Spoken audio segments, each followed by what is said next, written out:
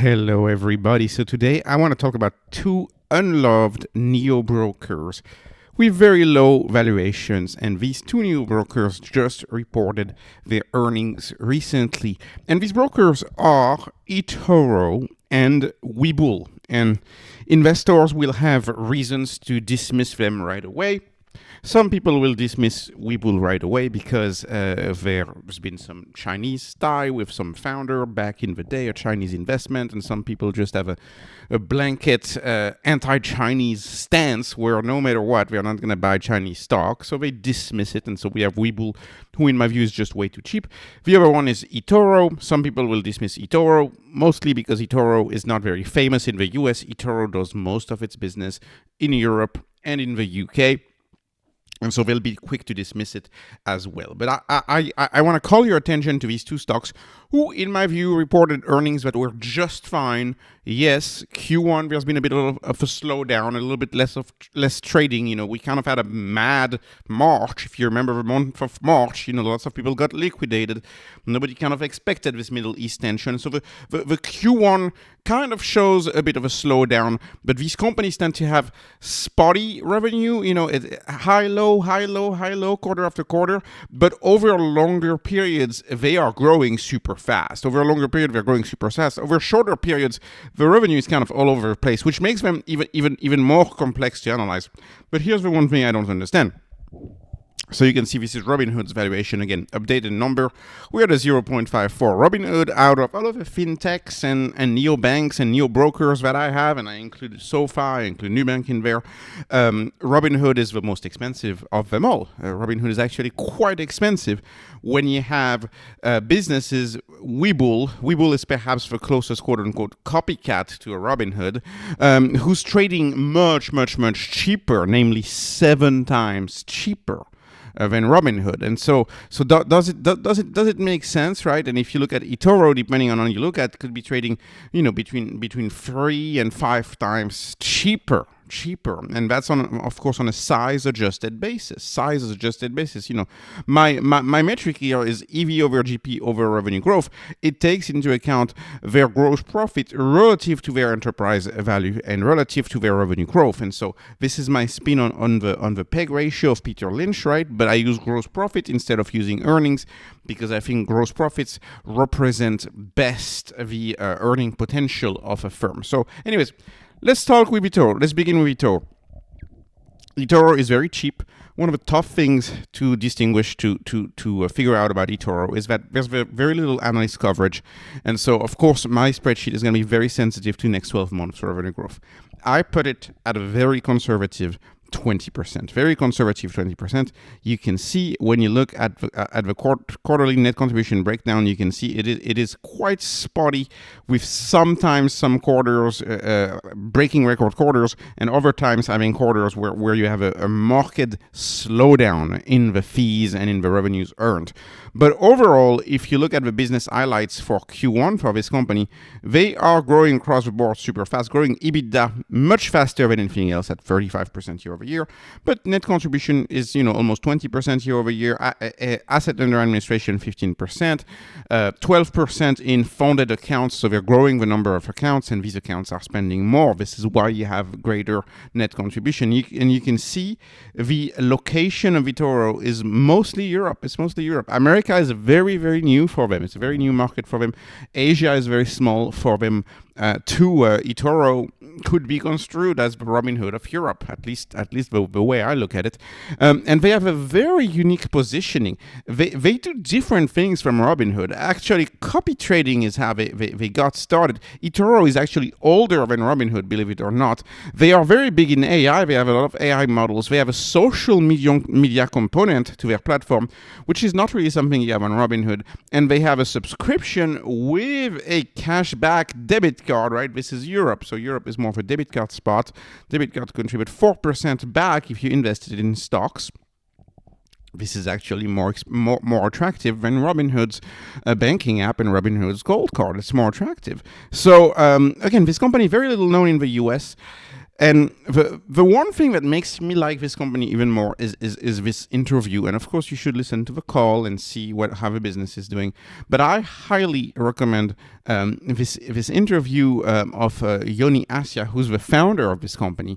And it's very interesting to listen the UI UX background that he came from, and his early days in Bloomberg, and kind of how being one of the first easy to use apps, one of the first, he's talking about this interview, very, very interesting stuff about how Bloomberg and Schwab and a lot of these other apps, they are hard to use. They make them hard to use because they want to make it seem like it's complicated, right? And the UI is like purposely designed to look complicated to make financial professionals look good. I thought that was very interesting. And also, copy trading, his takes on copy trading are very interesting. This is a must listen interview if you are interested in eToro. I wish this company was more known in the US, but it's not. The US is their third smallest market, and it's only twice as big as Middle East Africa. So think about that. Really, eToro's focus is really Europe. That's really what it is. Valuation's too cheap. Valuation is just too cheap. And another one, of course, is Webull. Webull valuation is even cheaper than eToro. But why is valuation even cheaper than eToro for Webull? Because I put them 30% in forward revenue growth because there's more analysts, and I'm better able to estimate because Webull has a much bigger USA business. eToro may very well grow at 40%, and if it does, then eToro would look just as cheap as Webull. Kind of the wild card of these two stocks is predicting revenue growth because the revenue is so cyclical, because their revenues depend so much on the value of the assets on the platform, the value of the AUM, right? And that depends on the market, and of course on how euphoric the markets are, because they make money on the trading fees. And so the more people are excited, the more people trade, the more they make money. They make money on the volatility. These are stocks that make money on the volatility. People want to trade. The more people want to trade, the more they have a take rate, right? So anyways, talking about a Webull, I have it at a 0.08. This is as cheap as a HIMS, for example. This would be one of the top 10 cheapest stocks that I have in my spreadsheet. And this company actually is down a little bit for today. The reason for that is because they disappointed on operating profit. You can see, again, as I said, spotty revenue. The revenue is very volatile, and therefore the profits are very volatile. But this company, last year at Q1, it was 24% operating profit. This time is 9%. Now, what is the reason for that? The reason for that is they're investing heavily in their growth. They're investing heavily in their future. This is historically why on this spreadsheet I have never liked to use operating profit or any type of bottom line, whatever you want to call it, profit or EBITDA. EBITDA is my favorite, but whatever you want to call it, I've had issues using the bottom line because the bottom line is negatively impacted by companies that invest heavily, and notably companies that invest heavily in their marketing. And of course, these companies with all of the matching fees, they have major marketing expense because they want to grow fast, right? So growing fast is done at the expense of operating profit because you're increasing your operating expenses, but the terminal value of the business is presumably much higher when they stop actually spending so much money on promotion and on building and growing the business. Anyways, if you see everything they're investing in at Webull, is very, very, very impressive. So again, they're a US-centric business, but we are now moving to many areas, trying to go to Hong Kong, Singapore, the UK, Australia, Brazil, Mexico. Again, big operation, trying to move to Asia, trying to go global, investing heavily in global, also investing in AI, also investing in their institutional business. They were mentioning it had reached almost the 10% scale on the call, talking about how well they're doing with institution and B2B business.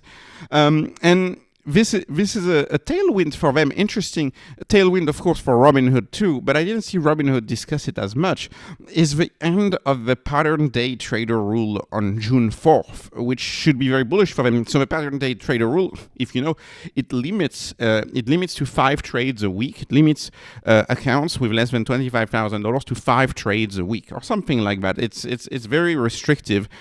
And these platforms, of course, who make a lot of money on trading, they have a lot of smaller accounts, like a $15,000 account. Well, okay, they can only do 5 trades. So that going away means that a lot of the smaller accounts are going to be able to trade more.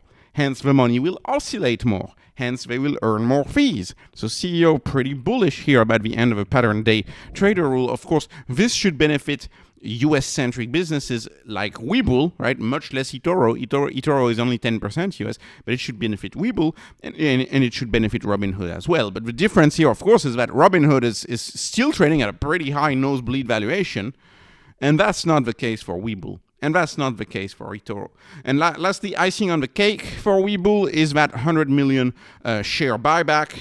Again, the stock is down 50%. Webull is down 50% from a year ago. This was a stock that was trading above $15 not too long ago. Now it's trading at $6. It depends on how you look at it. It could be down, 60-70% depending on how you look at.